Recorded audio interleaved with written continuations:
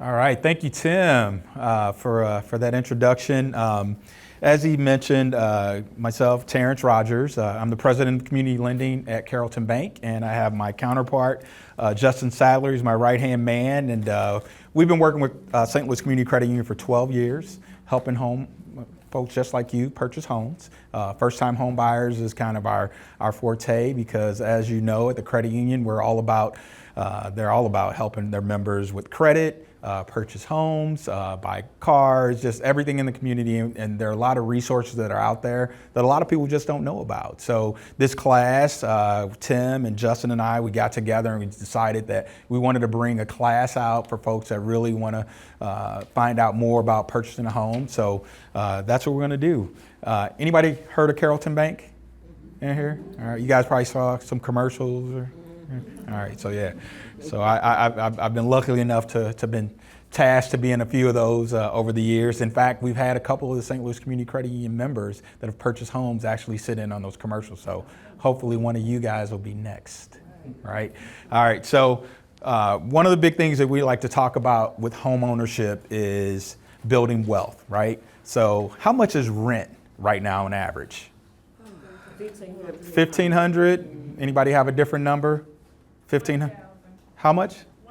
1,000. So yeah, I was going to say anywhere between what I'm hearing 1,200 to 1,500 on rent, right? So you pay that money every single month. That goes for the landlord gets that money.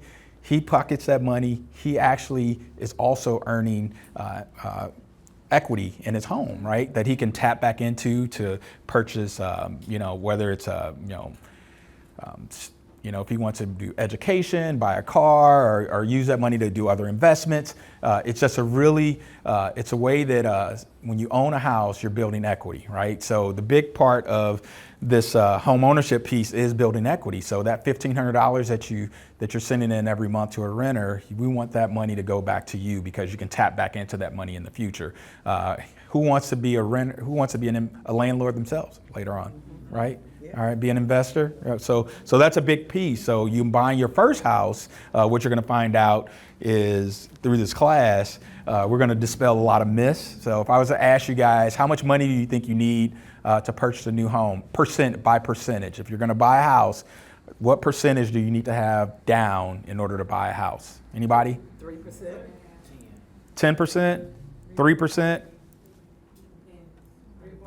3.5. Okay. All right. You guys have done a little homework here. So a lot of times if I did this, when I started doing these classes probably about 12 years ago with the credit union, and I'd ask that question, most folks would say 20% down. And that was kind of a normal amount for a conventional loan. Folks thought they needed to have 20% down. So you go to buy a $100,000 house, you need $20,000. $200,000 house, $40,000, which a lot of people don't have that money saved up. But again, you said 3% and someone back there said 3.5. Those are perfect answers because what we're going to talk about later on a conventional loan, you can have at least 3% down to purchase, and on an FHA loan, it's 3.5%. So you guys have done a little homework before you got here, unless you've been reading ahead. You're reading ahead because all the answers, everything I'm asking is already in there. So a couple of you got here real early. You probably already read ahead. All right. So here are the topics that we're going to really dig into. We're going to talk about credit and finances. Justin's going to handle that for us and really dig into credit and finances. Then we're going to just go over the mortgage loan basics. We're going to just talk about getting a pre-approval or pre-qualification letter, we're going to go over all the loan options that you have out there. I mentioned FHA and conventional. We're really going to dig into the features and the benefits of both programs. But I highlighted this one in green because it's probably the most important. It's money. The down payment assistance programs. There is so much money that's out there for first-time home buyers. Okay, we're going to dig into all those different programs that you can get right here from the credit union. By applying directly through the credit union, you'll be able to access a lot of these funds. There are funds all over the place, whether it be city, county, through the state, and then banks like us and credit union. We have our own programs that you can tap into a lot of money. We've had people get anywhere from $10,000 up to $30,000 in different funds. Okay. And then we're just going to kind of explore the home buying process, kind of what do's and don'ts, what what you want to expect. Kind of getting yourself ready to roll. Okay. So what do you guys think the first step is to obtaining a home loan? Speaking with the lender. Speaking with a lender. Yep. What did you say? Credit. So I'm going to pass it over to my friend Justin, and he's going to talk to you about credit. All right. That was perfect. Well, talking to a lender is important, but a lot of times you want to kind of look at stuff on your own. There's a great online resource, annualcreditreport.com. Who else heard of that website before? Basically, you can go on there and get a free bureau or report from each bureau once a year. No hit, it's a soft inquiry, so that doesn't show up anywhere. Review for all the information on there, make sure things are accurate, all that good stuff, and we'll get into a little bit more detail on the next couple slides there. And then number 2, knowing the picture. So your budget, figure out what would be comfortable, because is $1,500 a month comfortable for rent? No. So yeah, figure out what would be comfortable for you, and then get your ducks in a row for the pre-qualification process. So on annualcreditreport.com, great resource. It's basically provided, I think there was a federal law to enable people to access the credit information. Like I said, you can go on one bureau per year. What I typically do myself, I'll pull one bureau, wait 4 or 5 months, and then pull another bureau. So you can constantly be taking a look at the data that's out there on the credit report. And it is a free service. One thing they don't provide though is FICO scores. You always have to pay for those typically. But at least you can access all the data. Anybody use Credit Karma? You want to use that? Yes. Okay. So Credit Karma is really good, right? Because all the same information is on Credit Karma. The only thing is they don't use the FICO score. They use a different scoring model. So be careful when you look at that. Knowing that the bank score is going to be different. Usually it's about 15 to 20 points higher than what the bank is going to pull. Usually it's higher than what we get. So It can go the other way though, because like Capital One provides a credit score. Sometimes they're 20 to 50 points lower than what your bank score is. So until you actually get a tri-merge mortgage report, you don't really know exactly what the FICO is. I do want all of you guys to write a number down right now. 640. 640 is a very important number in the home loan world, having a 640 middle credit score. So if we look at all 3 bureaus, we have Experian, TransUnion, Equifax. What the bank does is we throw out whatever the high score is and whatever the low score is, whatever that middle number is, right? We don't average them or anything. It's literally the middle number in between, whatever that number is. That's what we use for your scoring model to approve you for a loan. As long as you have a 640, more than likely you're going to be approved. Not only approved, you're going to be approved with down payment assistance. Okay? Okay, I have a question. Yes. Okay, so with the 640 middle score model, what about if you have the 640 and you've been working on that credit and you get ready to get your loan approved, and then they tell you about your debt ratio? Yes. So that's going to come up later. So the score is the most important part, but we are going to talk about debt to income ratio. That's coming up in the budget piece. Okay. But yes, absolutely. That's very, very important, because we're going to tell you what you can afford. The bank is going to give you a number based on your debts. But yeah, and that's important why we talk about your budget. But that's coming up. As far as credit scores, lots of places use credit scores. So your credit unions, banks, that's going to set the rates on all of your auto loans, the terms of a mortgage, personal loans, credit cards, all that good stuff. Insurance companies, they also use credit scores as well. So, if you have a lower score, your auto insurance or home insurance is going to be more expensive too. Landlord, utility companies, if you have to pay a deposit, getting a new cell phone or whatnot. So real important, to keep an eye on your scores and do everything you can to improve them. And then even some employers use credit scores as well during the pre-hire screening process. Anybody had an employer pull your credit to get hired? Yeah, couple. Yeah, I know. I've had it happen to me. Yeah. Okay. Components of a credit score, it's kind of interesting how it all works out, because you've got just a mix of everything. So the mix is 10% of your score. So that's going to be if you have secured loans, credit cards. store cards, car loans, mortgages. 10% of the score is also going to be new credit. So typically you don't want to have any more than 2 new accounts every 2 years because that can impact the score. Payment history, 35% of the score. Anything over 30 days late, that's a ding. Credit card late payment, that's 60 points, 80 points sometimes. And then takes time to recover. And then 60 or 90 day lates, that is even more impactful. The age of your accounts is 15%. We always tell everybody if you have an account that's been open a long time, a Montgomery Ward card that's still open for some reason, don't close it because that might be your oldest account. So that's 15% of your score. Keep them open. So keep them open. And then credit usage is 30%. This is one we really get into with the debt to income ratio, like you said. With the credit usage, if you can get the balance under 30% of the credit limit, you're going to see a huge improvement in your credit scores. We talk to people all the time.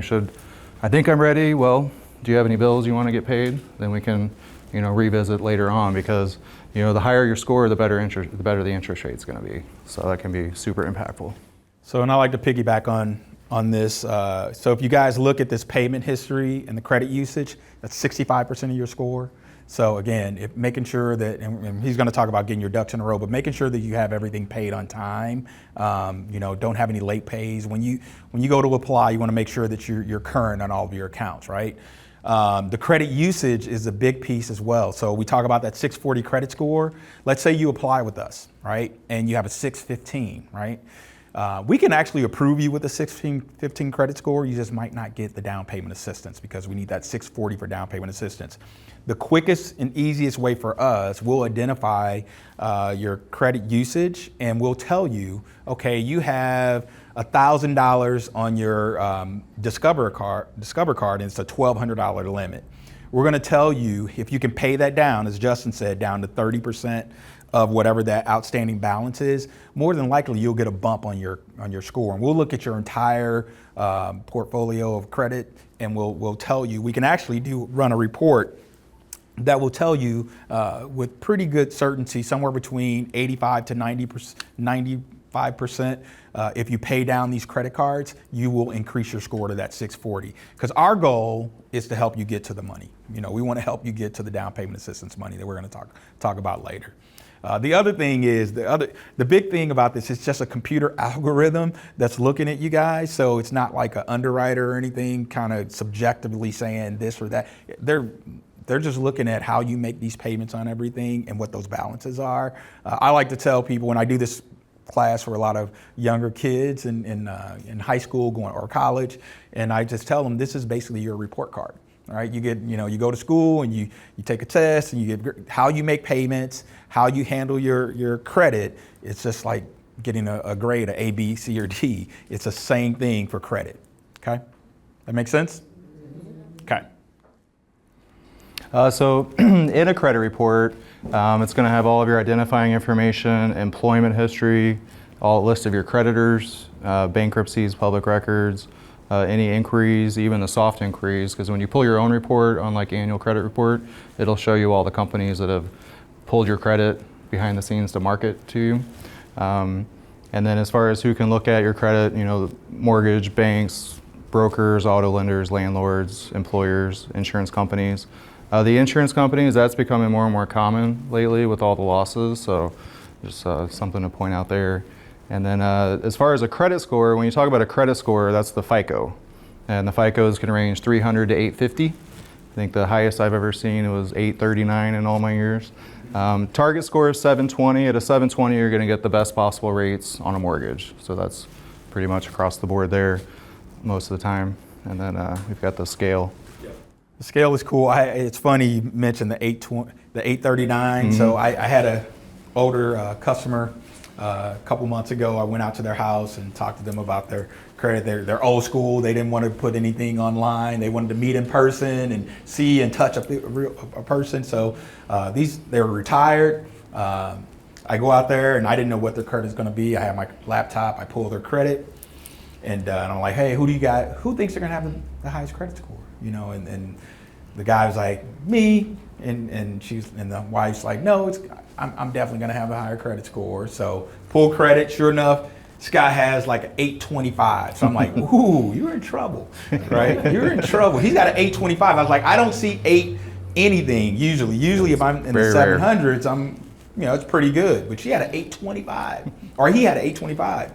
I pull hers, 840. I mean, 840, that's, and they basically had the same amount of debt on there. So they had their house and a couple credit cards, same lines of credit. The issue was she had one credit card that she used, and she used the credit card and paid it off and left a little bit of a balance. He basically had no debt on there, so that was the difference. Because she had a little bit of debt on her, it's weird. Because she was carrying a little bit of debt, not a lot, just a few $100 on a credit card, and that caused her credit score to be a little bit higher. So it's just a weird deal. Again, it's a computer, it's an algorithm, just to show you that. But yeah, 840 was as high as I've ever seen.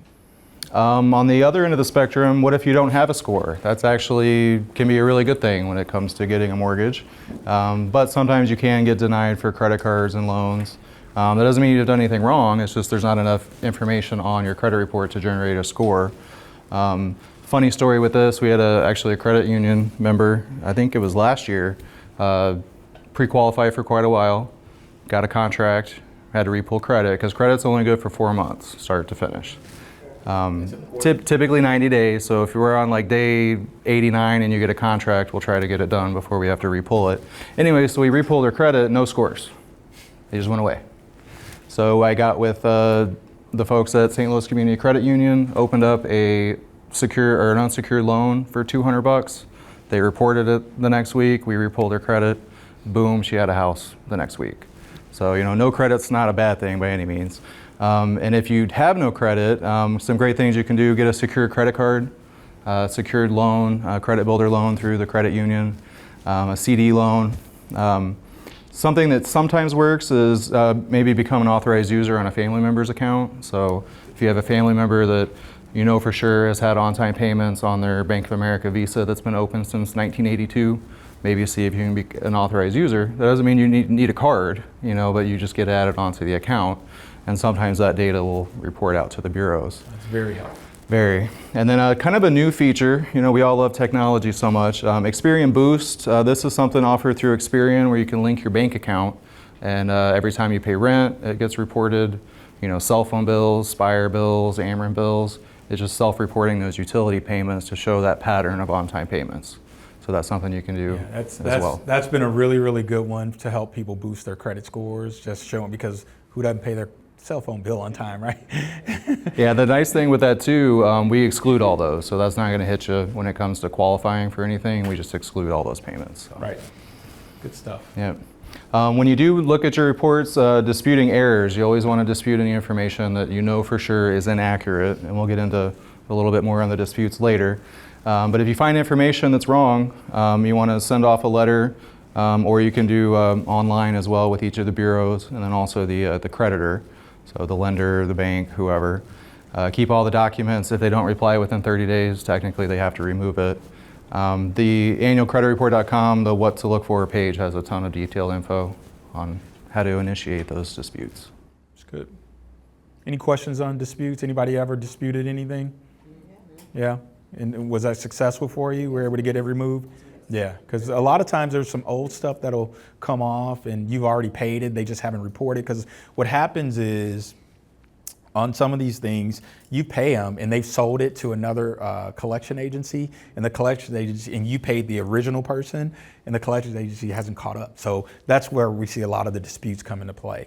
Okay. Another little trick as we're on this, on collections, something that's popped up on us frequently. Once you get approved for a home loan, it's very important, if you ever get any collection notifications afterwards, like during that process, make sure you let your banker know, because what they do is we are monitoring your credit from that whole 120-day period. Okay. If anything new pops up, and a lot of times what happens is if you have a collection account, let's say it's an Ameren or a Charter, I've seen DirecTV, whatever, they'll pop up later on. They won't be on your credit report when you're getting during the pre-approval process, but when they see that you've pulled a tri-merge bureau, they're trying to buy a house. Let's pop this collection account on their credit at that point. Yeah, and then that's the Kinda sneaky. worst email we can get in the morning. And how often it comes up? What, twice a month? And the email is always 6 a.m. Yeah, it's an early email on the weekend too. On the sometimes. weekends too, yeah. A couple days before closing, we'll get an email notification that Ameren has put a collection account on someone's credit. It's awful. It's awful. And what happens is we have to repull credit, and all of a sudden you had a 660 credit score, and then we repull it, and there's a collection on there. Guess what? Your score goes below that 640 number, and now you don't qualify. So it's important to really notify or let us know if you ever see anything or get any notifications. It's because they're watching too. They're looking too. All right. So they may not report it right away, but it's still out there. So be aware of that. You got a question? Yes, what about the medical in your student loans? Boom. Look at her. How about that? That was, see, she's been, look, she's been looking at, no, she's not even on that page. She's not even on it. But that was amazing. That's my personal feeling about it. Yeah, great stuff. We all know there's been a lot of changes going on with student loans, but we'll kind of talk over what's right now. So on student loans, basically we have to take a payment to qualify those. So if they're like deferral, all that good stuff. So on an FHA loan, we always take half the balance. So if you have a $50,000 student loan, the payment that's going to count against you is $250. That's just straight across the board. Conventional, the Fannie Mae, it's 1% of the balance, which is pretty steep sometimes. And then Freddie Mac is another conventional type loan. That's also 0.5%. If you're by chance are still on an income-based repayment plan that's valid for 12 months, we can use that amount. So if it's zero, we can use that amount on conventional loans. And then something else I wanted to bring up too, on FHA loans, there's a check that we do as part of the process to get all the FHA stuff going, and basically it checks for old federal debt. So if you have a student loan from years ago that's off your credit, forgot about it, Uncle Sam knows you owe him money, and that's going to come up. So, we either have to get on payment plans and be on payments for 3 months before you can close, or pay it off at closing. So tax debt's the same too. And what I'll say about that, the student loan companies are actually really good. If this pops up, you can call them and they will put you on a payment plan pretty quickly. They'll do that, and then so it hasn't prevented you or people from being able to purchase a house. But it will, if there's something out there, let us know so we can kind of get in front of it and kind of help you. The only problem sometimes if you wait too long and you have deadlines when you're buying a house, so you have a closing date and a loan commitment date and all these different things. You don't want that to impact you later on. So again, just like we talked about, if you have any collections, small collections, if you have any debts like that, just let us know so we get on top of it, and we'll tell you, all right, call them, get on an income-based repayment, some type of payment plan, and then we'll get that taken care of, okay? Yeah, disputed accounts. So we talked earlier about how to dispute them. One thing that we run into quite frequently is just people that have disputed accounts when there's not really a reason to dispute them. So what happens with those is in the mortgage process, a disputed account is taken out of your credit scoring model. So we get your scores. That doesn't include these negative accounts. They're just off to the side. On an FHA loan, if you have more than $1,000 in combined balances, late payments, or collections, anything that's non-medical, medical doesn't count. But anything over $1,000 combined, it's a manual downgrade to a manual underwrite. And what that's going to do is going to cut the ratios way down.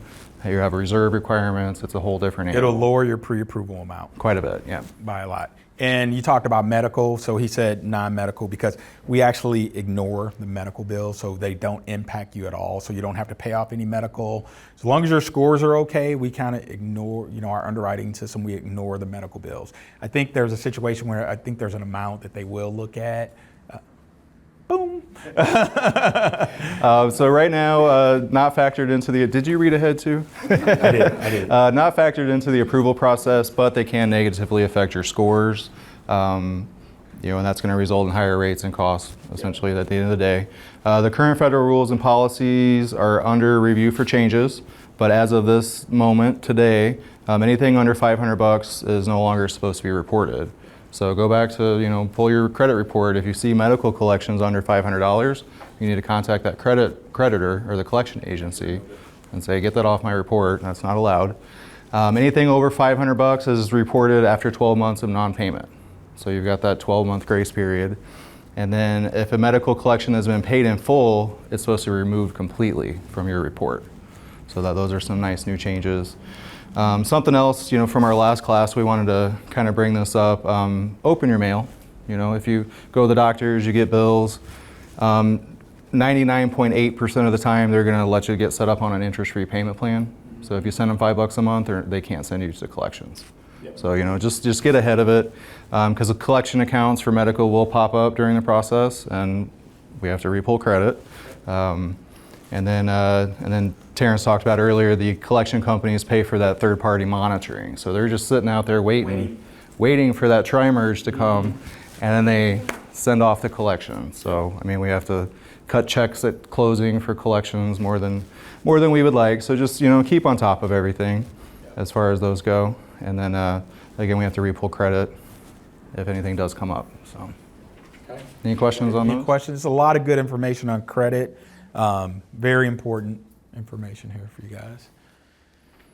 All right, so we've got some major credit events. As far as bankruptcies, there's two types of bankruptcies, a 7 and a 13.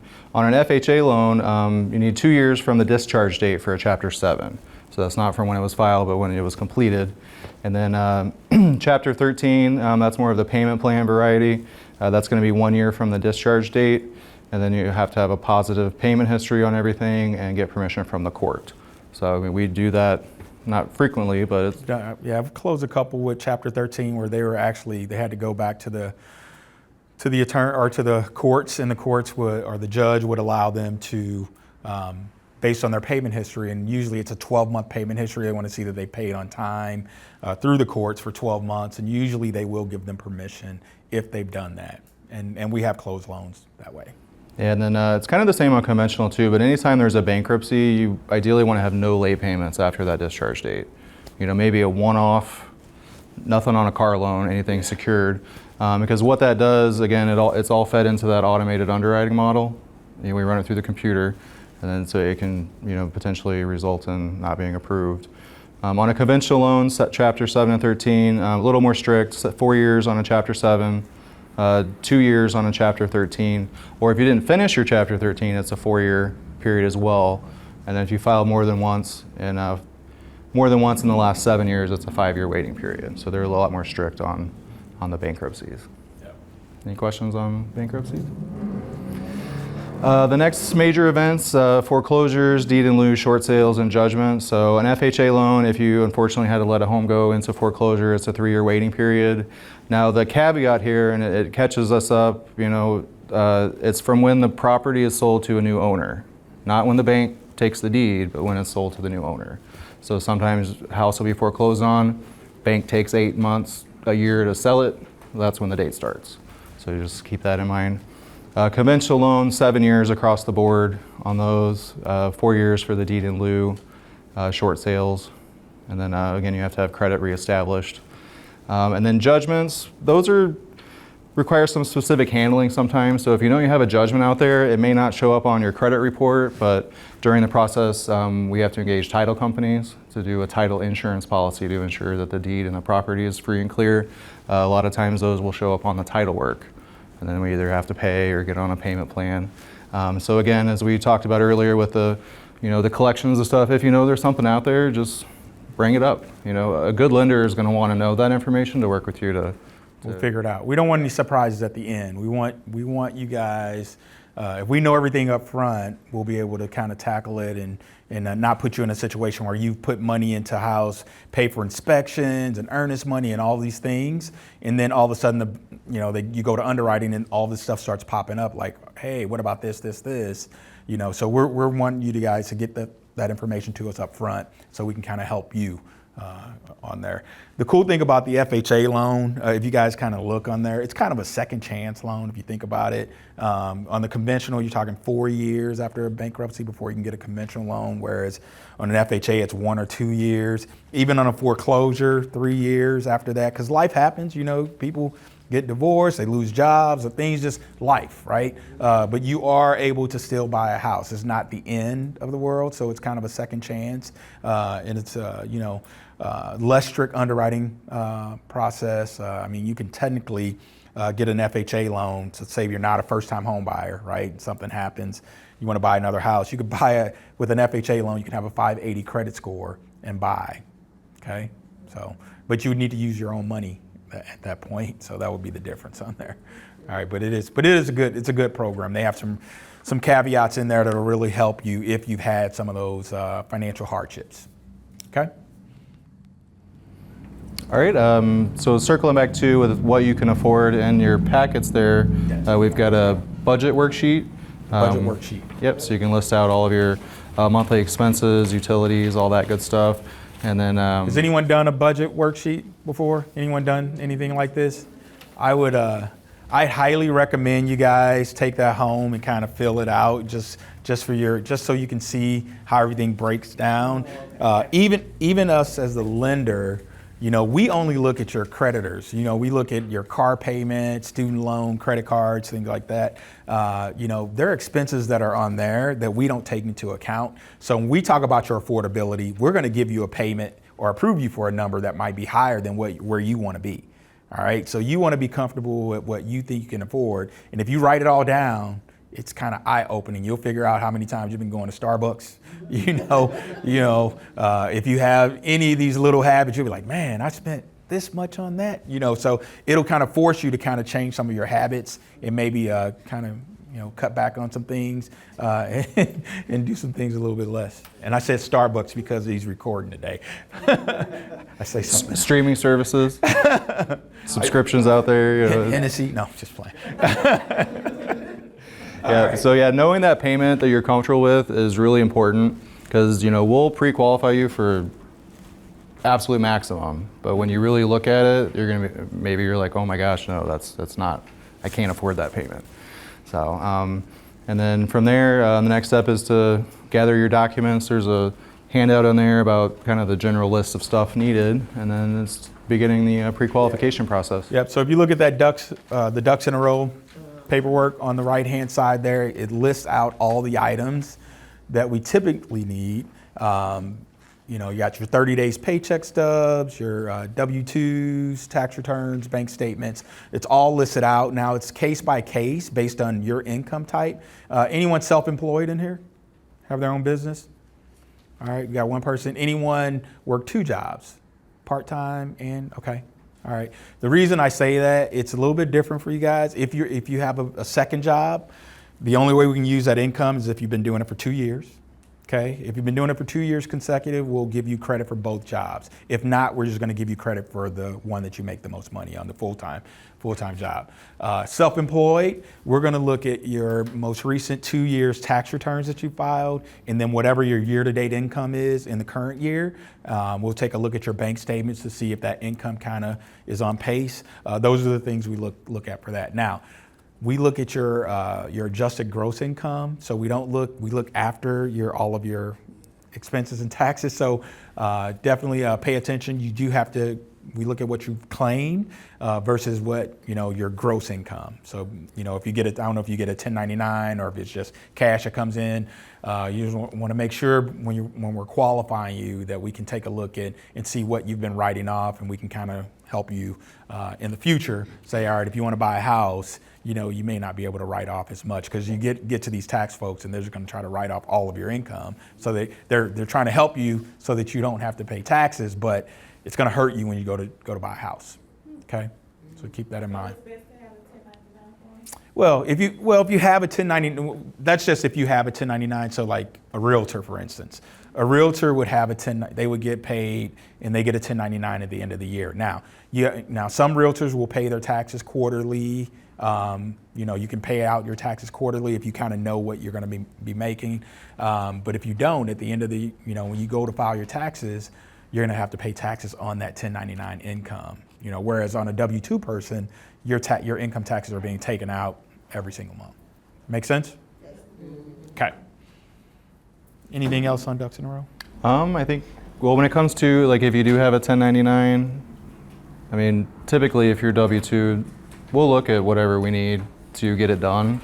You know, and that's something with the ducks in a row. There's a lot of documents on the list. I always say, give me everything. And then I'm gonna throw away what I don't need, because we're gonna package it all up, polish it real nice, and send it to the underwriter. So, you know, less is more, but the more information your lender or loan officer knows at the beginning, it's easier to navigate, you know, the best path forward. Absolutely. All right, so what is a pre-qualification letter? This is, you know, now we've looked at your credit. You all have over 640. You guys got 680 credit scores at least. It's the lowest. 680 is the lowest we got in this room.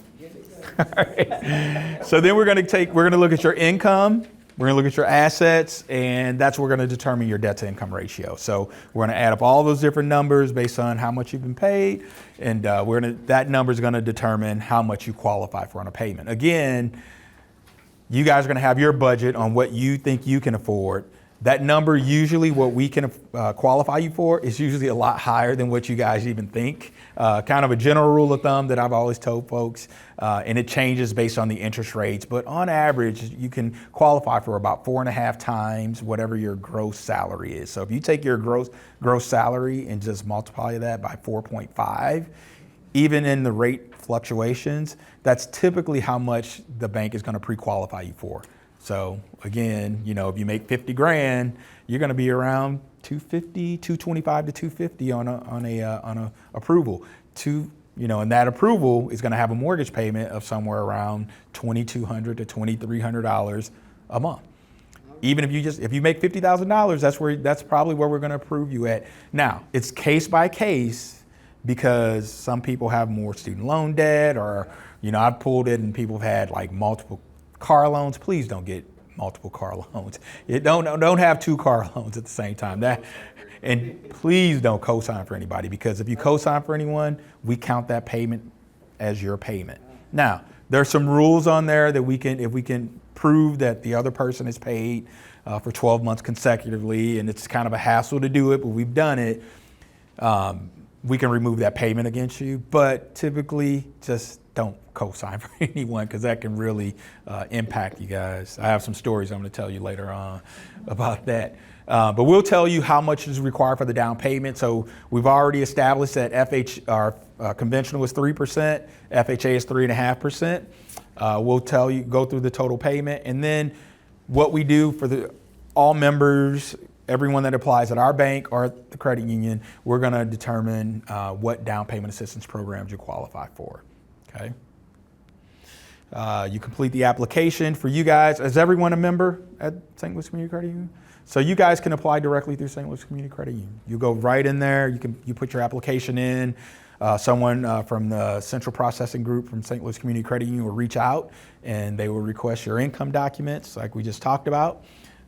They'll talk to you if you have a student loan or any accounts that come up, you're disputed. All those things that we've talked about, the person at central processing at the credit union will go through all those things for you. Again, if you have any debts, let them know at that time, so we can kind of formalize a game plan to try to take care of that, and so it doesn't come up to bite you in the long run. Okay. All right, so available loan programs. We have government agencies. We talked about FHA, Federal Housing Authority. Any veterans here? No veterans? All right, so VA loans or veterans, that's actually probably the best loan that you can get out there, because you can, if you know anybody that's a veteran, they can get 100% financing with no mortgage insurance, which we're going to cover later. But the government agencies are all overseen by HUD. So HUD oversees all of those programs. You ever heard someone talk about a HUD loan?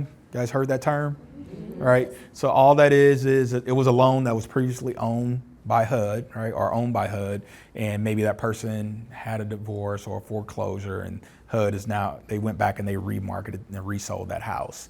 And those are going to be FHA or VA loans.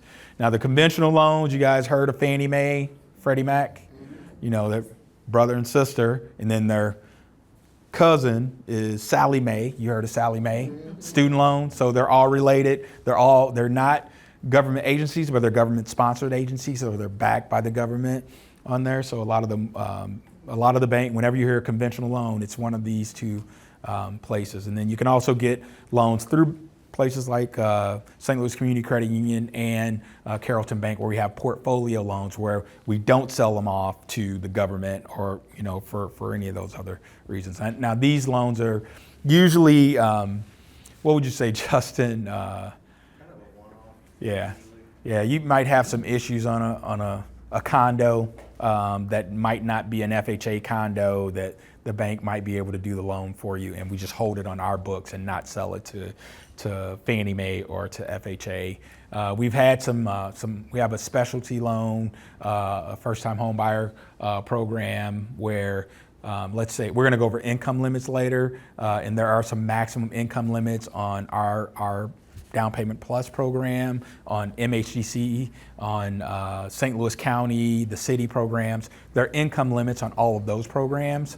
For the portfolio programs, we don't have income limits. So sometimes if you make over that amount, we have programs, if you have a high enough credit score, that we can do directly through the bank. Okay. There's always a caveat though, because other credit unions, they might have a 100% program. They're going to be an adjustable rate mortgage. Yeah. So there's always, it's not really a gotcha, but it's definitely a totally different flavor of mortgage. So you just have to pay very close attention. And we're very, man, I can tell you in my 13 years at Carrollton Bank, I can probably, on two hands, probably tell you, I've done maybe like 9 portfolio loans out of like 3,000 loans that we've probably done in that time frame. We just don't do a lot of them because of the adjustable rate nature. But if someone comes to us and it's like, this is what we want, we do have that available. It's just not something, I prefer the fixed rate loans, and I know the credit union is the same way. We really prefer to get you into a loan that you can afford. You're locked into that payment, it's fixed, it's not gonna go up, on you, and it's a safer loan. So we prefer very much the FHA or the conventional loan. Okay. All right. So here are some of the features and benefits. You want to tackle this? Yeah, this is new. So on an FHA loan, you can do a 3.5% down with a score of 580. Typically we can get that approved. We won't qualify for down payment assistance.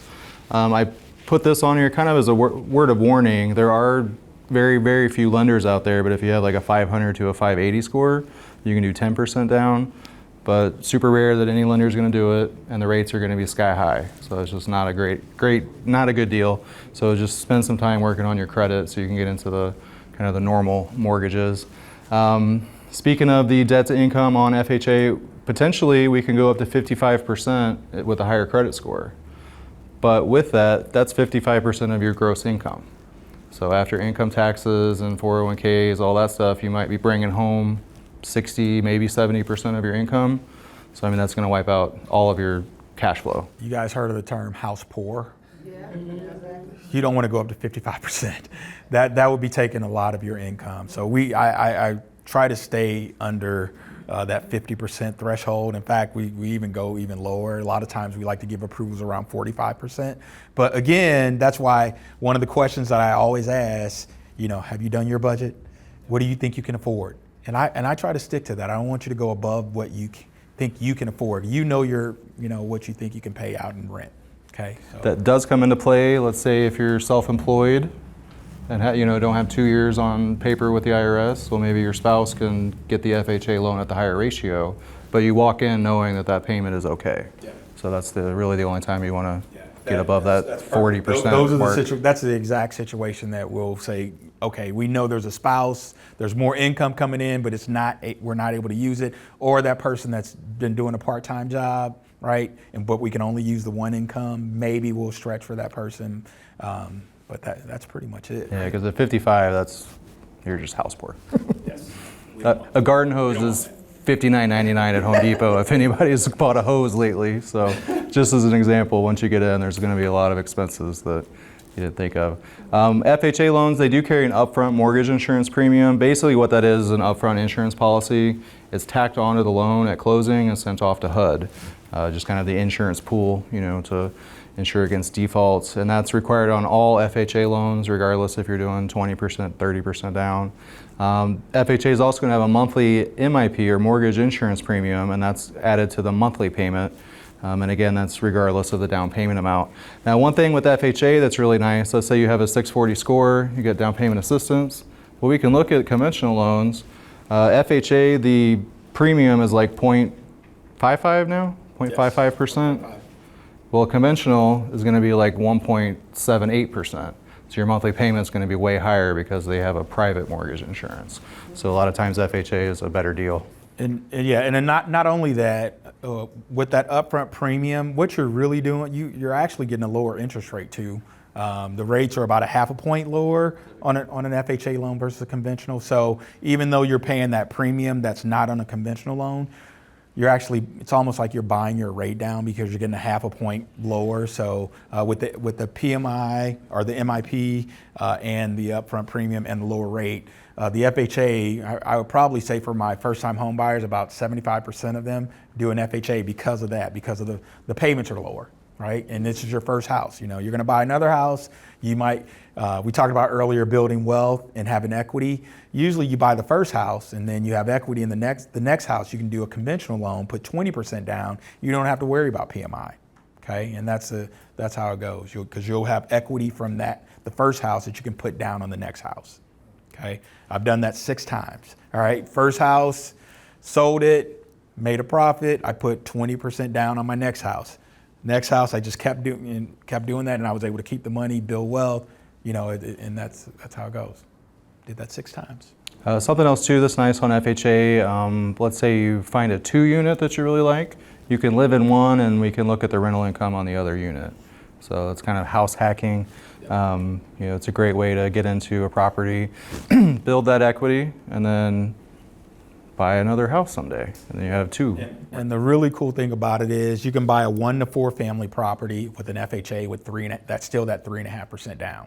Okay, using down payment assistance. Okay, if you do a conventional loan, they're going to require single family, or we're going to require 20 to 25% down on a, right? On a. I think it's 5, but the rates are crazy. So. Yep. And then, so FHA, great deal, especially, if your score is under like 720, typically conventional, 720 is kind of the magic number. Conventional, you can do 3% down with a 620 or higher, but again, the rates might be higher, the payment's going to be higher because of that mortgage insurance, the PMI.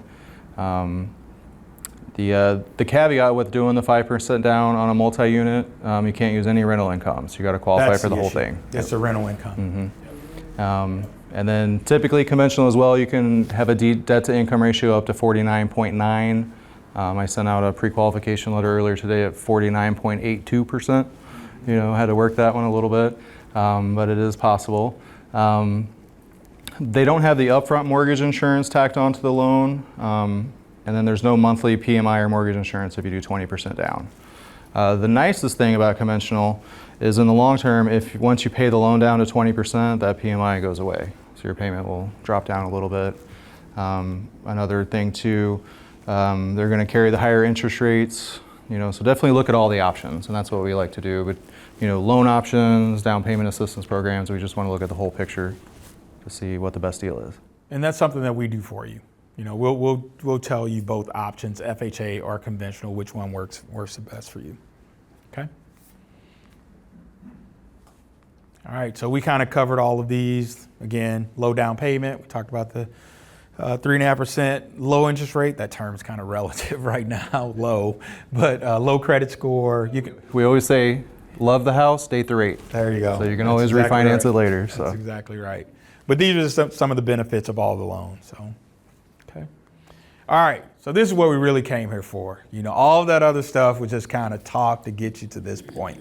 All right, you guys want to know how much money and what can you get? So here are the programs that are approved. So in your packet, there is a flyer with a $10,000 on there. That's a down payment plus. It's a federal home loan bank program that's offered through St. Louis Community Credit Union. Again, on this program, you can get up to $10,000. You're going to have to meet the income limits, which we're going to go over next. The cool thing is if you qualify for that program, you can also qualify for programs through the city and county with the same income limits, okay, which we're going to go over. Also, we've partnered with Washington University, BJC, Any employees from what? There you go. So we are a part of that program. How much is that now? 12.5. 12.5 that you can qualify for. Most of the city now. Yeah. Yep. And not only can you qualify for that, if you qualify for that and your income limits meet the Down Payment Plus program, you can get both. So remember I told you earlier, there's 10 to 30,000. We can actually layer these programs. I've seen people get all three, right? So $7,000 from St. Louis County, the 12.5 from BJC, and then also the Down Payment Plus. So you can use that. It'll cover all of your expenses, and then you only need to bring at least $1,000 of your own money towards a transaction. That $1,000 is usually going to be covered with your earnest money and your inspections, right? Usually, on average, the earnest money on a house between $150,000 to $250,000 is usually around $1,000. Inspections and appraisals are usually around another $1,000. So you'll already have $2,000 in.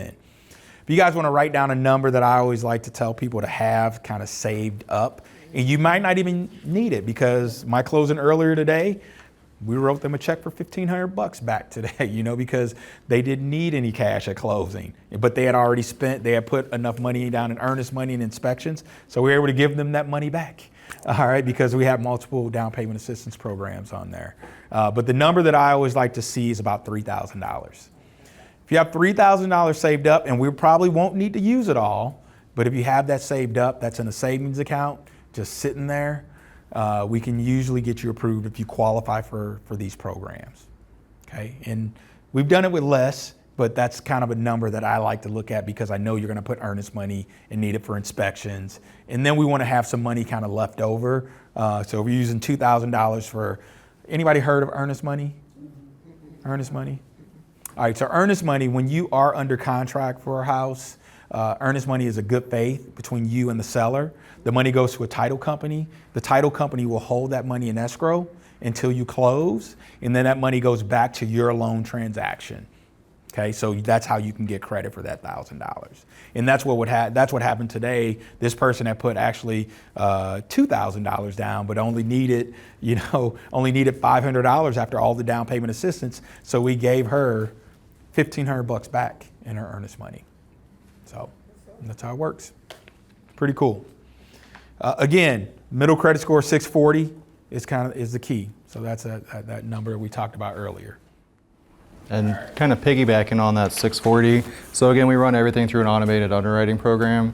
That 640 is kind of the magic number to make it click, because let's say, you've got a 640 but not a ton of reserves, which we'll talk about. It just kind of checks some boxes in the computer program. And then so if you're under a 640, it looks at it a little differently, because you're getting all this down payment money, well, you're not putting much in, and your score's under 640. I don't like that very much. So it's all in the algorithm, but that's why that 640 is a magic number. All right, so here are the income limits for 2024. So these numbers are actually going to go up, usually around now, right? April or May. So usually around April or May, we'll see these numbers increase for this program. BJC, they don't have there's no income limit on the wash year BJC. So regardless of what you make, just being an employee, you qualify. All right. Yeah. So a single person, if you make 57.8 or less, you qualify for this program. Family of 3, 74.3. Okay. Family of 4, 82.5. And what we've seen, these numbers usually increase by about $3,000 annually over the last 5-10 years. So I would imagine sometime in either late April or May, we'll get an update from HUD stating what the new income limits are. And they should go up by about $3,000. But those are the numbers that are out there. There are some other programs that have higher income limits that we know about as well. So if you apply and you don't qualify for, say, this program, there are other programs with higher income limits that we can run you through. But the key here is the grant is a 5-year forgivable loan. What that means is there will be a lien on the property for 5 years. It's a 0%, zero payment loan for 5 years. So I want you to keep the house for 5 years, and then it automatically goes away. Okay. You do have to complete a pre-education requirement. It's an online class, essentially going over what we're talking about today. It's all the information that we're going over is the class. So you guys should be able to go breeze through that thing and just take really just answer the questions, because it's going to be a lot of the information that you have today in that class. And you have to do a HUD counseling. We work with Better Family Life, Beyond Housing, Urban League, and they do the counseling. It's a one-on-one counseling. They'll see that you complete the class, and then they'll call you and go through a series of questions to make sure you're ready to buy a house, and just tell you some things, some do's and don'ts, and just make sure that you're ready to go. Okay. Contribute at least $1,000 of your own funds. So remember, I told you if you put $1,000 in, and let's say you put more, like my customer put $2,500 in, she was able to get some money back because she had met the $1,000 requirement. Okay. It's primary residence only, but you can use it for an investment property. So as long as you're living in one of the units, you can still use these funds to buy an investment property. So that's where Justin was talking about the house hacking, and this can be a 1 to 4 family unit if you qualify. And what else? We've got about $1 million. I think since the partnership started, we've done about $500,000 in grant funds for St. Louis community members. And then the amount has changed. It was like 3,000. Yeah, we started at 3, then we went then to 5, 6, 7, and now we're up it's to 10. 10. So, yeah, so it's, so it was a very small amount, but over time, as the prices have went up, we needed to give more money to cover, because we wanted to have you guys bring as little money as possible, right, to closing. We wanted to be able to cover as much as we can. So that $10,000 usually can cover most of your down payment and some of your closing costs, to the point where you only need that $2,000 to $3,000. Sometimes you don't need any of that if you can qualify for multiple programs. Okay. Yeah, we use that program a lot. People that have assets saved can do 3% down, 5%, but they still qualify. We're going to add that on, because you're going to need to buy garden hoses for $49.99 at Home Depot after closing. All right, this is a very important part right here, Justin. You want to tackle that? Yeah, so some interesting info here. Gift funds. They're allowed both FHA and conventional loans. A few differences really. On an FHA loan, the gift funds have to be from basically a direct family member. It can't be a cousin or a fiance, etc. On a conventional loan, it can be from basically anybody with a familial relationship. So they're a little looser on those requirements there. Pretty easy to document. Gift letter that you and the person providing the gift would sign. And then source of funds. The easiest way is to have them cut a check to the title company. The nice thing about this, if you do have somebody or a family member that's willing to do the gift funds, they don't need to send you their bank statements and all that. They can send it right to us. So they don't need to show you all their financials. They can come and play, and typically allowed on pretty much every loan program.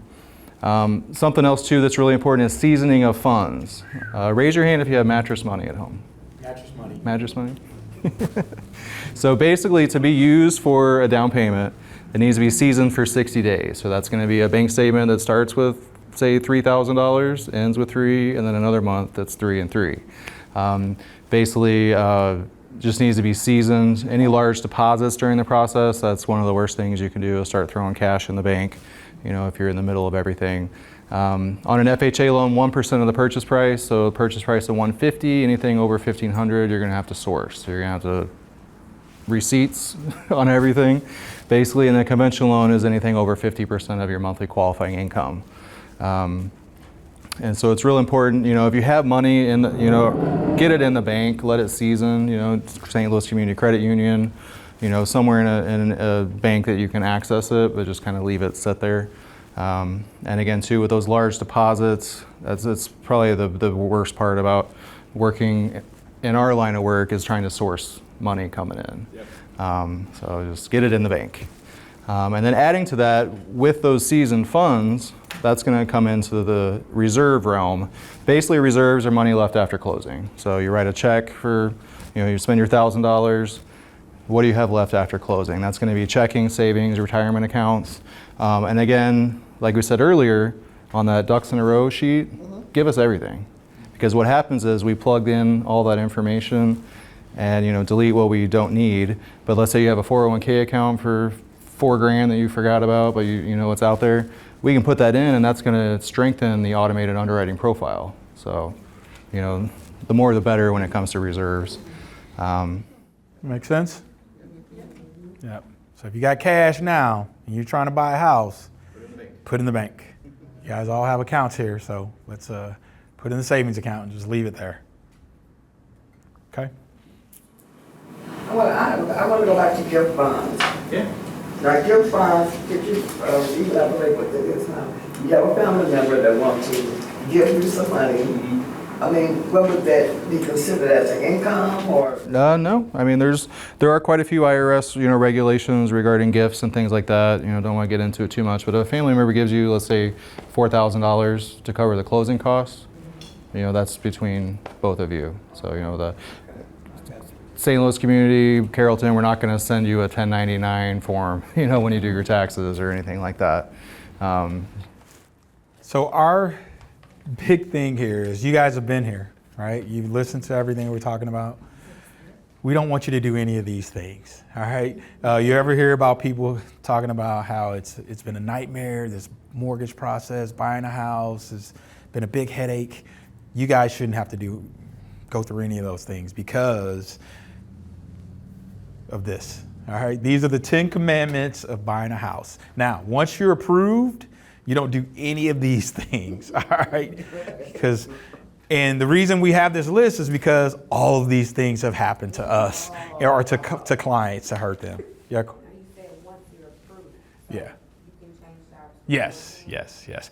So the reason I say once you're approved is, let's say we've given you the pre-approval. All of you guys are walking out of here right now with a pre-approval in hand to buy a house, all right? And now you're looking with a realtor, all right? And you're writing contracts on a house. Once you write a contract on a house, don't change your job. If you change your job or quit your job, that pre-approval is not valid unless you have another job. Now, even if you have another job, if you're under contract, you're going to have to wait until you start that job, get a first paycheck before you can close. Or sometimes, in some cases, you have to wait on the FHA loan 30 days before you can close. So it's just saying, again, communicate with your lender if you have any of these things happen. But if you maintain both of the jobs at the same time and they're full-time, is that fine? Yeah, that's fine. As long as you've been doing it for 2 years, we can use both incomes. Yeah, as long as you keep your jobs, yeah, you're fine. If you don't change jobs, that won't apply. Like we said earlier, with the credit monitoring, we get those emails early mornings, even on the weekends. So they're watching. Well, on a mortgage, typically within 10 days of closing, guess who's calling your employer to see if you still work there? Yep. So that's where that comes into play. We verify all the way up to 10 days before, sometimes a couple days before. Don't buy a car, truck, or van without talking to your lender. If you already have a car payment and you trade it in because you had car repairs or a problem and you need to get another car, just make sure that that payment meets your approval, because we might have to adjust that. Let's say if you've been writing a contract and we don't know, and then you bought a new car, and the payments are $250 higher than the other one, you might not qualify. Your debt to income ratio might be different, okay? Don't use your credit cards excessively, because we're also monitoring that. If your balance has changed by a lot and the payments might adjust, we'll look at that. And please don't pay late. I've had people that have missed a $30 target payment, right? It's caused us to it's a delinquency, we have to repull credit, and that credit score goes down, boom, down payment assistance gone, right? So don't fall behind, pay on time. The money you have set aside for closing. So we talk about that $3,000. This happens to me all the time around tax season. I'll get somebody pre-approved February, they got $6,000 in their bank account, and then they go under contract. I get asked for the updated bank statements in May. I had the statements from March. Next thing you know, that account's got $1,500 in there. Like, what happened? Well, we took the kids to Disney World for spring break, and they done balled out, right? They done spent $4,500. So again, let us know. Try to keep that $3,000 that we talked about in the bank. Don't go below $3,000. All right, you got 6 in there. You can spend 3, have a little fun. Just don't go too crazy. All right, drive instead of fly. All right. Don't omit debts, liabilities. We've done that a lot. We've talked about let us know if you get any notifications or emails, like anything that comes up while you're under the process, even if you're not under contract, if you just get a notification, they're looking. This collection company's popped something up, a medical bill, whatever. We need to get in front of that so we're aware and we can have a solution for you. You know, we don't like those surprises at the end. Okay, don't buy furniture. I've had people that are approved, under contract. Oh my God, they're so happy. They don't want to buy new bedroom furniture, you know, new dining room set, everything. Wait until you're closed. That's it. Wait until you're closed. You know, they'll be like, no, Mr. Terrence, you know, they said 0% for 24 months though. You know, 0%. I had to get it.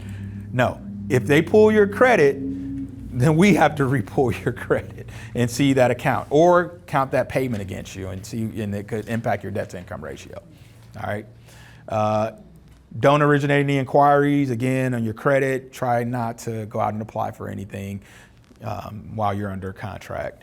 The large deposits, Justin just talked about that. This is when it becomes a big nightmare for people, documentation wise, because the underwriter has to see where the money is. The reason we can't use cash is because of the Patriot Act, right? We want to make sure that the funds are legal funds. They want to be able to source where those funds came from, that they're not, you know, terrorist money, drug money, whatever. You know, they want to see that these funds came from your bank account. Now, it's been in there for 2 months. We won't go back. We don't care where it came from. It's been there for 2 months. But if it's just to buy the house and you just put that cash in there, we cannot use that. So make sure you don't do that. Now, if you have some money from like you get a tax return back or an insurance claim that we can document and it makes sense, that's fine. If it's, you know, you pull money from your 401k, you know, we can document all that. We can use all those funds. We're just talking about funds that we can't, you know, we don't know, we can't source where it came from. Okay. And you said that the gifts, you want them to come directly from a family member, but if a friend did give you like $5,000, if it's seasoned in your account for 2 months, that's fine? Yeah. We don't know where it came from. Yeah. Because we're only going to get the most recent 2-month bank statement. So if you know you're going to buy in July and you got somebody that wants to give you money, you need to put it in your account now. Yep. Great question. Yeah, on that too, let's say you have a friend that's willing to do that, but they want to be a joint on the bank account. We just need a letter of authorization from them, you know, for the funds. So, yeah, so, yeah. What else? I got a question. So I'm not a big fan of debit cards and stuff like that. So a lot of time I go take cash out the bank, keep it on me just for our paper stuff. So even though my check says about bringing home $4,000 or whatever it might be, even if I do make the type of money, I can't just go put it back in the bank. You can. It's just hard. It's just, if you know you're buying a house, put in a savings account and leave it there. It's safe with the bank. It's safe with the bank. You're not using that money. And especially if you're still holding on to it, I would just tell you, especially here at the credit union, they can open up a savings account. I'm looking to buy a house and you just want to, you know, instead of pull your cash because you like using cash and you don't use a debit card. But if you know you're buying a house, right, I would pull some of that money that you usually have cash and just leave it in the savings account. Cash is just, unless it's going to be in there for 2 months, man, it's just hard, you know, in the time frame that you had it out. I mean, I've done it where I've seen it where people have cash, took it out and then put it right back, you know, within like a week or so. But if it's outside of that, it gets real tricky. Those underwriters will not let you use that money. And it's not just our underwriters, you know, when you get an FHA loan, that's got to go up to FHA for insuring and everything else. So, you know, once you get the keys, there's still going to be teams of people looking at everything. 2 months. 2 months. Yeah, 2 months. The end of 2 cycles, we'll see that the money's in there. Then it's considered seasoned. Yeah, but good. I'm glad you asked that question because a lot of people do that. A lot of people like cash. A lot of people just don't use debit cards or credit cards or anything. So, I just see no reason to pull out and use a debit card for $1.18. What you paying for $1.18? I don't even know. I'm just trying to, in my mind, I'm just trying to figure out. Oh, I got you. Yeah, that's true. But it's fine. Just do it. It's your money. It's the same. It's the same. It's easier than cash. Now you're gonna get change. Who use change? I mean, so I'd rather use for $1.18. I'd definitely rather use a debit card. And now Quick Trip, they ain't gonna charge you the 50-cent fee. Right. But I guess at other places they might. Yeah. I'm a cash person too. You know, I do both. I do both. Swiping a card 5 or 6 times a day, that's insane. That's it. It's easy. It's convenient. I have a question. So what about your little side hustle you have? Let's say you got a side hustle, you're making about $1,200 a week on it, and you wanted to just go deposit that in the bank, but there's no paperwork. It's just cash. You just get somebody, you did somebody hair and they gave you cash and you just put it in the bank. That again, we can't source that cash like that. Again, it's not sourceable, so that money would need to be in the bank for 2 months before we could use it. Yeah, so it's cash. If it's not coming from an employer, something where we can track it, then you can't use it unless it's been there for 2 months. All right. Huh? Then we don't care. 2 months, we don't care. It's sitting there for 2 months, we don't care. And I got another question. You said with down payment assistance program, can it be other jobs too? Don't other jobs have this? The down assistance program? Not really. The city don't have one? Nope. But there are other programs for the city though. Remember I said that there are programs city and county? Yeah. Yeah, so if there's city and county programs, there are other organizations. Housing Partnership offers a program in the city. In the county, you have Beyond Housing, Better Family Life. The funds, St. Louis County is it 7,000 now? 7,000 for St. Louis County. St. Charles County is 10,000. Housing Partnership has 7,000 in St. Louis City right now. Again, you have to meet those income limits, but yeah, when we find out where you're living, we'll run you through all the programs to qualify you for those. Yeah, but not like that. That's a very specific program through BJC and WashU, and I think Mercy is trying to. I just heard that Mercy is trying to come on to that program too. Those are our biggest employers in the entire state. All the health folks, and that's why they have the most employees in the entire state. For those institutions, do you have to be there for a year before you qualify? That's a good question. Justin, do you remember? What? How much? 9 months. Okay. Yeah. Yeah, you have to be at a probationary period and then in good standing. So those are the 2 caveats, I believe. Good question though.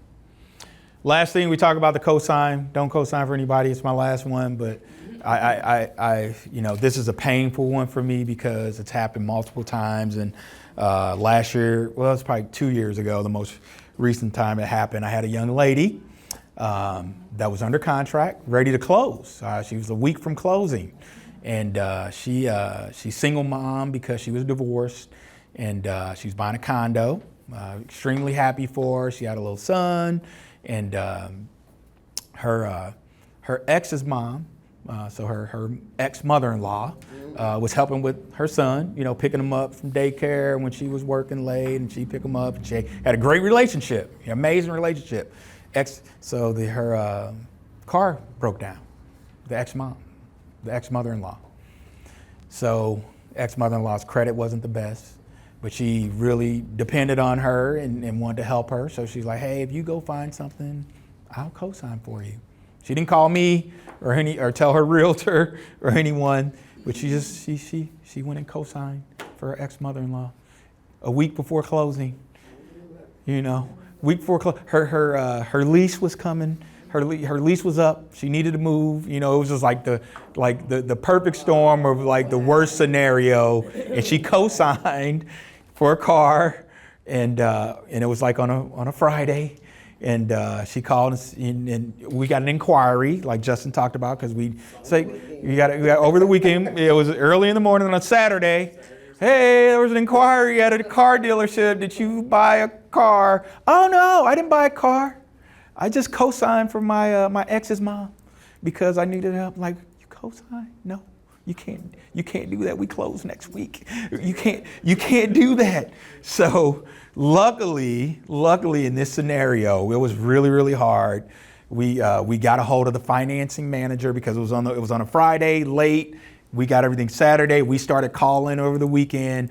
we were able to stop it where they didn't put the paperwork in on a Monday, right, to go to the car place in order to do it. So they voided the contract, and she got someone else to co-sign other than her. And we were able to save the deal. But that was almost a nightmare scenario. You talk about stress that whole weekend, and we're texting and calling the finance manager, and the car dealer, they don't want to lose the sale. They're like, no, we got a contract. They didn't want to do it. And we had to go in with a letter that she, her landlord wasn't going to let her renew her lease, and she needed to close. I mean, it was a whole ordeal. I mean, I was stressed out all weekend, but luckily they were able to save the deal. So for you guys, don't co-sign for anyone, not your kids, mother, nobody.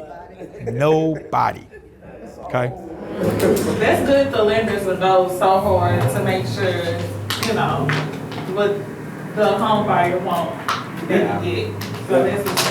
Yep. So yeah, you guys heard it. So I want to, because all of you guys are going to be homeowners. You're all going to get down payment assistance. You're going to get there. You're going to get your credit if your credit isn't there. You don't get your credit there. We're going to take care of all that. Justin too. Not only Justin. Justin. Don't put it all on me. And Tim. Get Tim too. Tim is the one that organized this whole thing. So no. So who's who in the mortgage process? So it's a lot of people that have their hands on the process. Obviously, Justin and I are loan officers and we're lenders. We have a loan processor that works with us.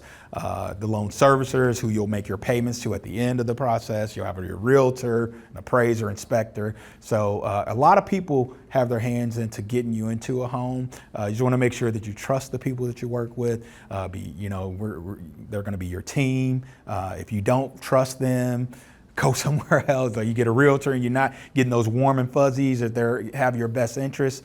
Change. You might have a cousin or friend or somebody that's going, but if they don't have your best interest, you can talk to somebody that does. Again, credit union is amazing with the programs, the rates, low interest, low cost, low fees. So you guys are at the right place. So whenever you're ready, you would just come directly through the credit union and we can take care of the entire thing. Justin and I, and also the Central Processing Group, we have a network of realtors that we work with, and they can assist you, and you can interview multiple realtors that you're comfortable with, and they'll help you with that process. Did I miss anything? So we can't bring our own realtors? Absolutely. No, I said you can. That's what I said. You interview, but I'm just saying if you don't feel comfortable with someone, Okay. you can talk to other people. I mean, you just want to make sure you're vibing with everybody, You want to make sure you're vibing with everybody. Your team, it's your team. Okay. So St. Louis Community Credit Union is your team, is your bank, but I'm just saying the rest of the team, you want to make sure that you feel comfortable with. Okay? Well, any other questions before we wrap it up? I think the answer is no, but with the LRA, do any of these products work if you want to renovate in a community that's being reinvigorated? Yeah, so absolutely. And there are some special programs directly through the city. I did a program last year last January, where they were rebuilding in an area in the city. And through the, what is it, SLDC? Is it SLDC? I think they gave them $25,000 to be, in fact, they gave $25,000 to the buyer and $25,000 to the developer to redevelop this house. They redid it, and she ended up getting that plus one of our other grants. So she got over $30,000 in assistance. So yes, there are programs through the city. If you contact the city, a lot of times they'll tell you there's some zones and areas that they're working on, and programs that are out there. Great question. I have a question. With the economy and the tariffs going on right now, how is that going to have an impact on you? So it is having an impact. Unfortunately, with the bond market, the rates are being impacted by the tariffs. The rates have spiked up a little bit, probably about a half a point since the tariffs have come out. So the rates before pre-tariffs were about 6.5 on a conventional and 6% on an FHA. Post-tariff, And it's very volatile. The rates change based on the markets like every single day, but the rates have went up about 0.5 point based on the tariffs. So great question. Now, I don't have a crystal ball. I can't tell you what it's going to be a month from now or a week from now. I mean, can't the even pricing tell you. changes hourly. Yeah, we literally can't tell you. But to answer your question, yes, it did have an impact, and it increased the price on the rates. Yeah, Love the house, day 3 8. That's what we. And again, what he's saying is the rates are not permanent, meaning you can always refinance. You can buy the house and you can always refinance. It's still going to be better than renting. I can tell you that. I have people that have bought houses at 7.5% that we worked on and refinanced them when the rates went back down to 6.5%, right? But they weren't tied into that 7.5 forever, right? They can always refinance it. You're correct. We've done them as little as 6 months on a refinance. Yep. Yeah, and something to look at too when like the refinance piece, let's say you get the house at 7%, 6.5%. Might take a while to refinance, but that house you bought for $150, 2 years from now might be $200,000. So you have to look at that as well. So you're going to pay a lot more for the same property the longer you wait. So So what's the typical time frame that it takes from start to That's finish? a great question. That's a great question. So on average, I would say about 60 to 90 days. So usually what will happen is you'll get pre-approved, right? That first 30-day period, you'll get pre-approved. Now, we gave you that pre-approval within that, say, first 5 to 10 days. Now you get with a realtor and you start looking at houses, okay? Once you find a house, you might have to look at 8 to 9 houses before you find one. On average, I think it's somewhere between 8 and 10 houses that you'll look at before you write a contract. In a very rare case, you might go out there the first house, But I always say, it's just like no, I'm just saying it's almost like a guy or a girl, you don't marry the first one, right? Maybe, but no, you do. A lot of times you want to shop around a little bit, right? You want to see what's going on. It's the same thing on a house. You want to make sure that you looked and kicked the tires on a couple before you actually commit and marry that house. All right. So I would say you get that pre-approval. That first 30 days you're looking. A typical contract is for about 30 days. All right. So it might take you 30 days to find a house, another 30 days before you close. And some people it takes longer, right? And then you have other factors where you might have a lease that's coming due and it's a little pressure. So I always tell people if you have a lease coming due, you probably want to about 3 to 4 months before that lease is up is a good time frame to start looking. If you have credit issues or you think you have some things going on in your credit, I would probably say go ahead and do that about 6 months before, because you're going to have a couple months to work on those things that we've talked about earlier, paying down revolving debt, diversifying your credit, adding credit mix, paying collections off. So if you think you have some things on your credit, I'd say apply right away. Don't wait, because we're going to give you a blueprint. Tim and his team is amazing at the credit union that helps with folks that are working on their credit. They have the Credit Matters program that they can set you up with a credit builder to help work on your credit. They can review your credit and tell you what you need to work on. So I would say if you have credit issues, about 6 months out. If you think your credit is good, I'd probably say about 4 months out is when you're ready to go. You had a question back here? Yeah, last question. Can you tell me about the FHA construction to permanent loan to finance land construction and cost on a finished home? Yeah, I mean, that's fine. You can do an FHA loan to buy a new, you're talking about like a new construction home or an existing home that needs improvements? No. This one actually, I just pulled it up online. I was like, I didn't know they did that. It says you can purchase the land and the loan to construct the actual home that you want to build.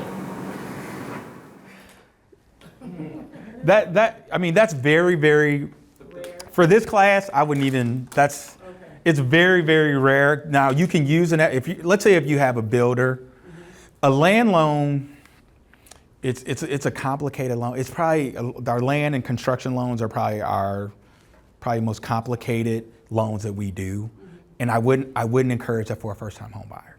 I just wouldn't. I wouldn't even, for this class, I don't even want to dig into it, but I will say if you wanted to build a house, you can use an FHA loan to build a house if you have a builder, right? A builder like a McBride or someone that has a property. But as far as buying a land and all, first time home buyer, no, I'm not going to even go down that road. There are what we call, if there's an existing property, there are 203K loans. It's an escrow repair loan where there's a house that needs some rehab work. You can get into that house. Again, that's a risky, it's a little bit riskier loan. I would prefer first time home buyers. You want a house that's ready to roll. You don't want to have any repairs and be dealing with that. You want a ready to go house as a first timer. Now, buying your second home, if you want to find some land and deal with the FHA, cool. But on your first house, you want that house to be ready to roll. You want it to be all the repairs done. A new construction. You can do a new construction with an FHA and use all of these down payment assistance programs with the new construction. I'm all about that. Okay, but good question, but I don't want anybody to do that. The land things that come online. So when you purchase a home, of course, the homeowner purchase a house, isn't the land included in that house? Absolutely. But that loan program is different than that. Yeah, if you buy the house, you own the land and the parcel and everything that's on there. All right, guys. Well, you guys have been amazing. We really appreciate you guys. Tons of questions. Tim, did you want to talk to them about their surveys? Just leave them on the table, please. Did you guys everybody complete their survey? All right. Awesome. Thank you guys so much. You've been amazing.